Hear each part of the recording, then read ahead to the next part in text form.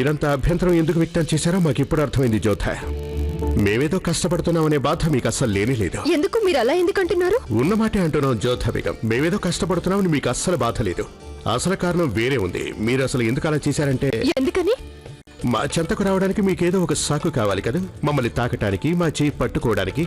ఈ చుట్టుపక్కల ఎవరూ లేరనుకుని ఇదే మంచి అవకాశమని మమ్మల్ని వదలకూడదని మీరు అనుకుని ఉంటారు కదా. ఇది మళ్లీ రాదేమో, దీన్ని ఇప్పుడే వాడుకోవాలనుకుని ఉంటారు. షహన్షా ఒక్కడే ఉన్నాడు.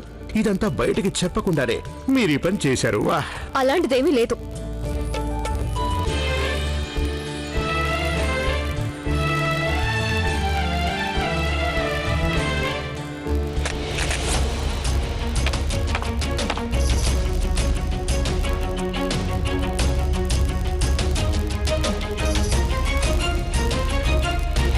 ఏం జరిగింది?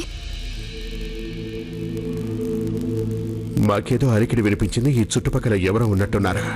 ఏదో చిన్న జంతువై ఉంటుంది. బహుశా అదేదో కుందేలై ఉంటుంది.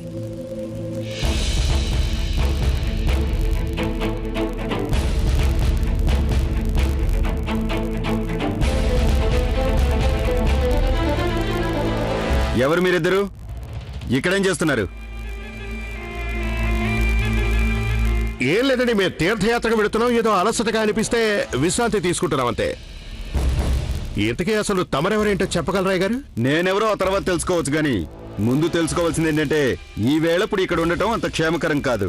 ఇది బందిపోట్లు తిరిగే ప్రాంతం. అందుకని మిమ్మల్ని కోరేది ఏమిటంటే, మీరు నాతో పాటు మా ఇంటికి వచ్చేయండి. ఇక్కడికి దగ్గరలోనే ఉంది మా ఇల్లు. రాత్రంతా అక్కడే విశ్రాంతి తీసుకుని పొద్దున్నే వెళ్ళిపోవచ్చు.